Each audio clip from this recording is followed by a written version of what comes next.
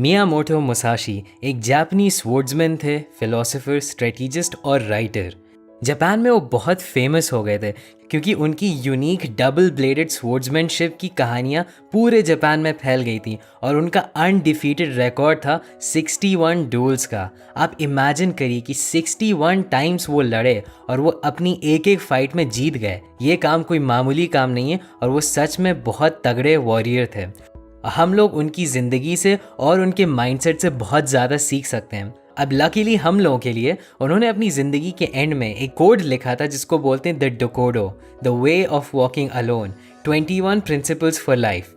अब मैं आपको इस वीडियो में यही 21 रूल्स बताने वाला हूँ, लेकिन ये ज़रूर याद रखिए कि एक सैमुराई ने लिखा है, तो काफ़ी चीज़ें हम लोगों के ज़माने में आजकल सेंस शायद ना बनाएं। इसीलिए मैं आपको उनके साथ अपनी कॉमेंटरी भी दूंगा ताकि आप इन रूल्स को अपनी लाइफ में भी अप्लाई कर सकें।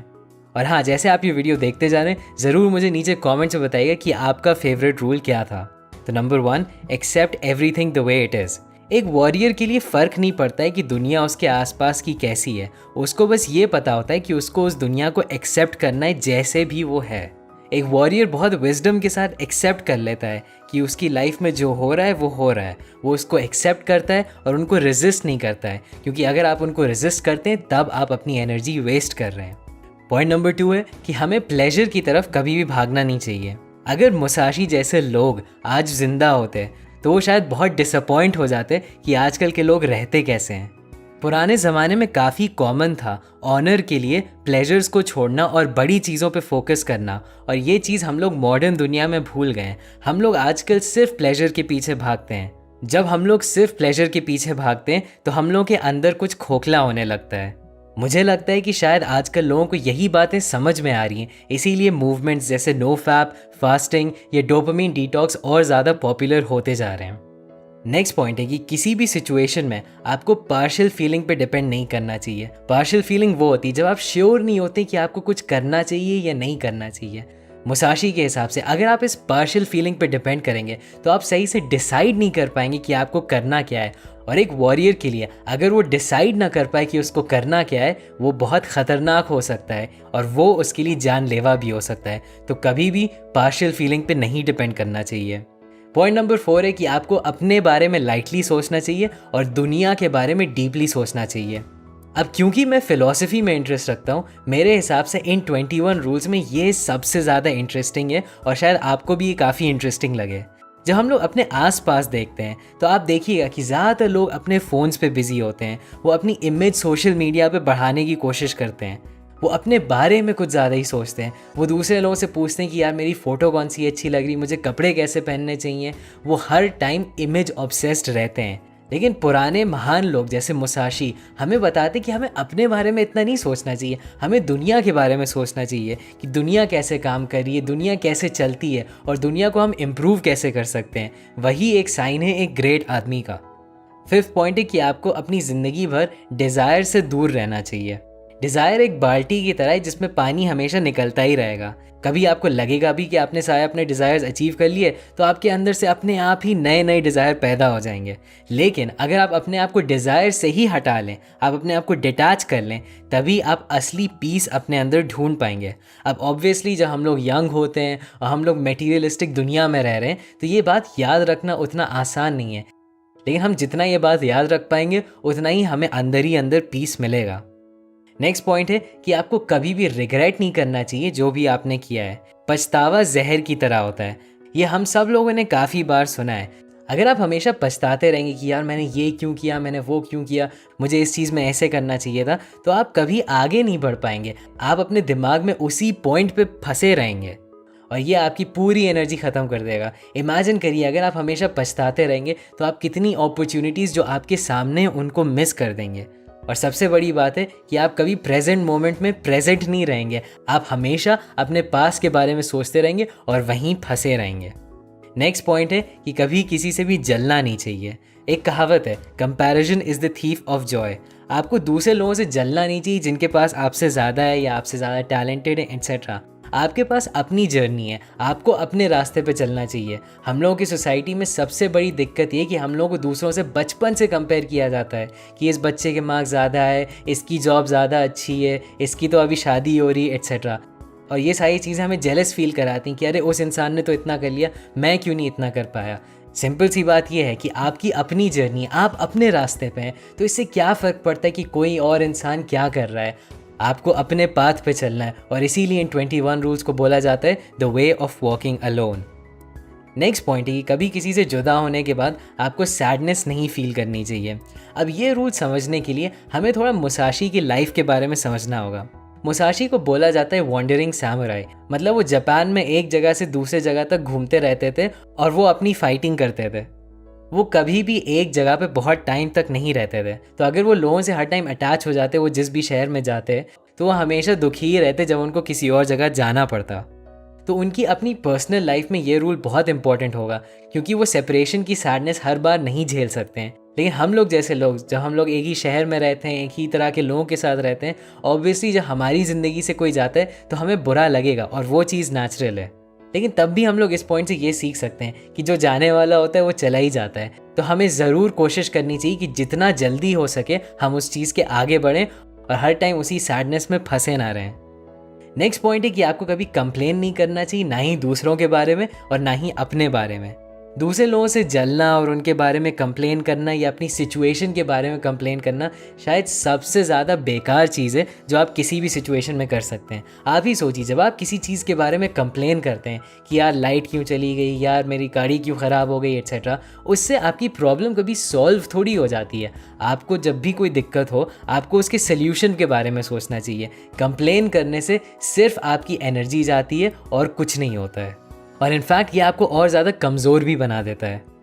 नेक्स्ट पॉइंट है कि आपको कभी भी लस्ट या लव को बहुत ज़्यादा इंपॉर्टेंस नहीं देनी चाहिए। तो अब लस्ट के बारे में पहले बात करते हैं। लस्ट को एक लोअर वाइब्रेशन इमोशन बोला जाता है ऑलमोस्ट सारे स्पिरिचुअल ट्रेडिशंस में और रिलीजन्स में, लेकिन तब भी हम लोगों की सोसाइटी आजकल सबसे ज़्यादा लस्ट ही प्रमोट करती है। जितना आप अपने आप को लस्ट से दूर रख पाएंगे उतना ही आप बेहतर रहेंगे। लेकिन दूसरे हाथ पे लव होता है, प्यार, और मुझे लगता है कि प्यार काफ़ी यूज़फुल इमोशन हो सकता है, चाहे वो बहुत रैशनल ना हो। एक बाप या माँ अपने बच्चे से प्यार करते हैं तभी तो वो उनके लिए अच्छी ज़िंदगी दे पाते हैं। तो इसीलिए यहाँ पे ये बात समझनी होगी कि लस्ट और लव में क्या डिफरेंस है, और एक सैमुराई के लिए लस्ट और लव दोनों बुरा है, लेकिन शायद हम लोगों के लिए लव अच्छा है और लस्ट ही सिर्फ बुरा है। नंबर 11 है, किसी भी चीज़ में आपको अपनी कोई प्रेफरेंस नहीं रखनी चाहिए। मुसाशी बोलते हैं कि आपको हमेशा अपना दिमाग खुला रखना चाहिए और सारी चीज़ें ट्राई करने के लिए रेडी होना चाहिए, लेकिन आपको कोई एक्सपेक्टेशन नहीं रखनी चाहिए कि मेरे साथ यही होगा और यही होगा तभी मैं खुश होऊंगा। अगर आप हमेशा एक ही तरीके से एक्ट करेंगे तो आप कभी भी कुछ नया नहीं एक्सपीरियंस कर पाएंगे। नेक्स्ट पॉइंट है कि जिस जगह पे आप रह रहे हैं आपको उस जगह पे ज़्यादा ध्यान नहीं देना चाहिए। अब ये फिर से एक वॉन्डरिंग सैमुराई के लिए ज़्यादा इंपॉर्टेंट पॉइंट है, लेकिन यहाँ पे एक और चीज़ है जो हम सीख सकते हैं। काफ़ी लोग जिस जगह पे वो रह रहे हैं, चाहे उनका शहर है चाहे वो उनका कंट्री है, उसको ब्लेम करते हैं लैक ऑफ अपॉर्चुनिटीज़ के लिए या और चीज़ों के लिए। लेकिन ज़्यादातर टाइम ज़िंदगी में ये होता है कि इससे ज़्यादा मैटर नहीं करता है कि आप कहाँ रह रहे हैं, ये ज़्यादा मैटर करता है कि आप कैसे रह रहे हैं, और इसी चीज़ से सबसे बड़ा डिफरेंस आएगा आपकी लाइफ में। नेक्स्ट पॉइंट है कि हमेशा अच्छे टेस्ट वाले खाने के पीछे ना भागो। ये पॉइंट भी पार्ट है मेरे हिसाब से डिज़ायर्स को गिव अप करने का। अगर आप हमेशा अच्छे टेस्ट वाले खाने के पीछे जाएंगे तो ये ऑब्वियस सी बात है कि आप सबसे ज़्यादा हेल्दी नहीं होंगे। आपको खाना चाहिए अपनी बॉडी को न्यूट्रिएंट्स देने के लिए और अपनी बॉडी को एनर्जी देने के लिए। खाना आपके लिए एंटरटेनमेंट नहीं होना चाहिए। 14th पॉइंट है कि जिन चीज़ों की आपको ज़रूरत नहीं है उनको आपको फेंक देना चाहिए। काफ़ी लोग बहुत ज़्यादा सामान कलेक्ट करते रहते हैं जो वो यूज़ भी नहीं करते हैं। वो अपनी आइडेंटिटी का एक हिस्सा बना लेते हैं कि मेरे पास ये सामान है, मेरे पास वो सामान है, और वो कभी उसको ना ही किसी को देते हैं ना ही वो बेचते हैं। तो अगर आपके अंदर ये नीड है तो आपको बिल्कुल छोड़ देनी चाहिए इतना सारा सामान कलेक्ट करने की, और आपको कोशिश करनी चाहिए कि आप सिर्फ उतना ही सामान अपने पास रखें जिसकी आपको डे टू डे लाइफ में ज़रूरत पड़ती हो। मैं प्रॉमिस करता हूँ अगर आप ऐसा करेंगे तो आप लाइटर फील करेंगे और बेहतर फील करेंगे। 15th पॉइंट है, कस्टमरी बिलीव्स में सिर्फ विश्वास करके एक्शन ना लो। कस्टमरी बिलीव्स का बेसिक मतलब होता है उस ज़माने में जो सबसे कॉमन बिलीव्स चल रहे हैं, जिसको बेसिकली आप भीड़ चाल बोल सकते हैं। जितने भी ग्रेट थिंकर्स हुए हैं वो हमेशा इंडिपेंडेंट थिंकर्स हुए हैं। तो आपको कभी भी अपने आप से किसी भी टॉपिक के बारे में सोचने में डरना नहीं चाहिए और आपको अपने खुद के बिलीव्स बनाने चाहिए। काफ़ी लोग या तो ये सोचते हैं कि मुझे ऑलरेडी सब पता है, या वो सोचते हैं कि मैं इंटेलिजेंट नहीं हूँ तो मैं कुछ समझ भी नहीं सकता हूँ। ये दोनों तरीके सोचने ये गलत है और आपको हमेशा अपने दिमाग को यूज़ करके अपनी थ्योरीज बनानी चाहिए, अपने बिलीव्स बनाने चाहिए। अगर आप कोई भी काम कर रहे हैं तो उसका रीज़न ये नहीं हो सकता है कि और हर कोई कर रहा है इसीलिए मैं ये काम कर रहा हूँ। हमेशा आपका अपना खुद का कोई रीज़न होना चाहिए। 16 पॉइंट है कि ज़्यादा आपको वेपन्स कलेक्ट नहीं करने चाहिए और आपको वेपन से उतनी प्रैक्टिस करनी चाहिए जितनी यूज़फुल है। अब मुसाशी सामुराई थे तो ऑब्वियसली वो कुछ वेपन्स के बारे में बोलेंगे ही, लेकिन आप इस रूल का सेकेंड हाफ देखें कि वेपन से उतनी ही प्रैक्टिस करनी चाहिए जितनी यूज़फुल है। मुझे ये लगता है कि ये पॉइंट है वेपन्स की रिस्पेक्ट करने के बारे में। वेपन्स कोई खिलौना नहीं है जिससे आप बस खेल सकते हैं मज़े के लिए। वेपन्स बहुत डेंजरस चीज़ है, तो आपको सिर्फ इतनी प्रैक्टिस करनी चाहिए ताकि वो आपके लिए यूज़फुल हो, ताकि आप लड़ सकें अगर आपको कोई अटैक करे, और बस उतना ही करना चाहिए। वेपन्स कोई खिलौने नहीं होते हैं। 17th पॉइंट है कि आपको मौत से नहीं डरना चाहिए। अगर आप मौत से डरते हैं तो आप कभी भी एक अच्छे वॉरियर नहीं बन सकते हैं। एक वॉरियर जो मौत से डरता है वो कभी भी पूरी अपनी एनर्जी नहीं लगाएगा किसी भी जंग में। लेकिन आप अगर इसके बारे में और फिलोसॉफिकली सोचिए तो आप ये समझ जाएंगे कि हर कोई कभी ना कभी तो मरता है। तो क्या पॉइंट है मौत से डरने में? हाँ, ऑब्वियसली आपको मौत के मुंह में नहीं कूद जाना चाहिए, लेकिन आपको उससे बहुत ज़्यादा डरना भी नहीं चाहिए। मौत को अपने दिमाग पे हावी नहीं होने दीजिए और उससे डरिए नहीं। और अगर आप ऐसा कर पाएंगे तो आपकी ज़िंदगी और आपको हल्की लगने लगेगी। अब ऑब्वियसली ऐसा सोचना आसान नहीं है क्योंकि नेचुरली सारे इंसानों को मौत से डर लगता है, लेकिन जितना आप इस माइंडसेट को प्रैक्टिस कर पाएंगे उतना आप और पीस पाते जाएंगे। 18th पॉइंट है कि आपको अपने रिटायरमेंट के लिए बहुत ज़्यादा सामान और कबाड़ भर नहीं लेना चाहिए। हम लोग बहुत सारी चीज़ें अपने ज़िंदगी भर में कलेक्ट तो कर सकते हैं, लेकिन वो हमारे मरने के बाद बेकार हो जाती हैं।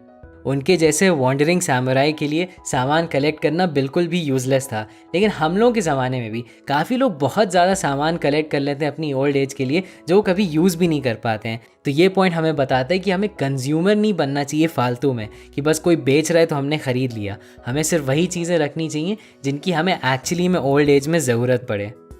19th पॉइंट है कि गॉड्स की रिस्पेक्ट करो लेकिन उनकी हेल्प ना एक्सपेक्ट करो।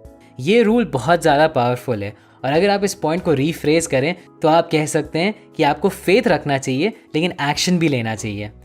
काफ़ी लोगों को मैंने देखा है जो रिलीजन या लॉ ऑफ अट्रैक्शन जैसी चीज़ों को यूज़ करते हैं एक बहाने की तरह कि भाई मैं काम नहीं करूँगा, मैं बस पॉजिटिव सोचूंगा और गॉड मेरी मदद कर देंगे। तो यही मुसाशी बोलते हैं कि आपको अपनी गॉड्स की रिस्पेक्ट करनी चाहिए, लेकिन हमेशा अपने ऊपर डिपेंड करना चाहिए कि आप ही खुद कोई अपनी लाइफ में सिचुएशन फिक्स कर सकते हैं। अगर आप हमेशा ऊपर वाले से होप करते रहेंगे और प्रे करते रहेंगे कि यार प्लीज़ मुझे ज़िंदगी में कोई बचा ले, तो आप हमेशा डिसअपॉइंटेड रहेंगे। 20th पॉइंट है कि आप अपनी बॉडी तो छोड़ सकते हैं लेकिन आपको हमेशा अपना ऑनर प्रिजर्व करना चाहिए। ऑनर मतलब इज्जत सबसे इम्पॉर्टेंट चीज़ है सैमुराई की लाइफ में, और आजकल के ज़माने में हम लोगों को इस तरह के लोगों की बहुत ज़रूरत है। आपको सिर्फ वही काम करना चाहिए जिससे आपको पता है कि ये आपकी इज्जत बढ़ाएगा और आपको आगे जाके शर्मिंदा नहीं कर देगा। आपका ऑनर ही आपकी लेगेसी है। यही वो चीज़ है जिससे आपको लोग याद रखेंगे। काफ़ी बड़ा रीज़न कि आज हम लोग मुसाशी के बारे में बात कर रहे हैं वो उनका ऑनर ही है। तो इसीलिए आपको भी अपना ऑनर हमेशा प्रिजर्व करना चाहिए। और लास्ट पॉइंट है कि आपको कभी भी इस रास्ते से भटकना नहीं चाहिए। कभी भी वे ऑफ द वॉरियर से आपको भटकना नहीं चाहिए। हमेशा अपनी पाथ पे रहिए और जो आपके सामने काम है उसको अटैक करिए और वही काम करते रहिए जो आपको पता है कि आपको करने के लिए बनाया गया है। अगर कोई भी छोटी मोटी प्रॉब्लम आपके रास्ते में आएगी और आप अपनी पाथ से हट जाएंगे तो क्या आप कमिटेड भी थे? ऑब्वियसली आप कमिटेड नहीं थे, इसीलिए आप हट गए। इसीलिए कभी भी अपने पाथ से आपको भटकना नहीं है और सीधे आगे बढ़ते रहना है। तो ये थे मुसाशी के 21 रूल्स फॉर लाइफ। और अगर आपको और मॉडर्न और प्रैक्टिकल रूल्स चाहिए लाइफ के लिए तो ज़रूर मैं रेकमेंड करूँगा आप मेरा वीडियो देखें जॉर्डन पीटरसन के 12 रूल्स फॉर लाइफ पे।